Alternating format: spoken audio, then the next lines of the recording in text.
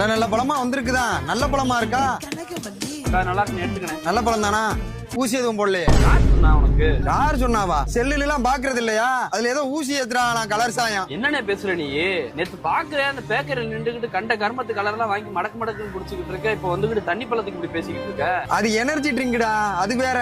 இதை செக் பண்ணி பார்த்து வாங்கினியா? என்ன செக் பண்ணணும்? என்ன செக் பண்ணணுமா? ஏண்டா இதுல என்னமோ வெள்ளை துணியை வச்சு தொடச்சு பார்த்தா ரெட் கலர்ல சாயம் விட்டுதாமே. ஏனே கடவுள் கொடுத்த மூலையில கொஞ்சமாவது யோசிக்கணும்லனே. இந்த சிவப்பு கலர் தண்ணி பழத்தை வெள்ளை துணியை வச்சு தேய்ச்சா சிவப்பு கலர் தானே விட்டுது, மஞ்சள் கலர் ஆகட்டும். எவனோ ஒருத்தன் எங்கேயோ ஊசி போட்டிருக்கலாம், அதை 19 அள்ளி நீங்க சோசியல் மீடியால போட்டிய. எப்பயும் 10 டன் வியாபாரம் பாக்குறவன் வாங்கி போட்ட 3 டன்னே ஓடாம இருக்கு. இன்னும் ஒரு வாரம் மட்டும் பழமும் கிடந்துச்சுன்னா மட்டும் கெட்டு அழுகி போயிடும். என்ன பண்றதுன்னு தெரியல. இப்படி எதுவுமே என்ன ஏதுன்னு தெரியாம பேசி பேசி அங்க வியாபாரத்தையும் கெடுத்துட்டியே, விவசாயி சோத்துலயே மண்ணள்ளி போட்டிய. சூப்பர்.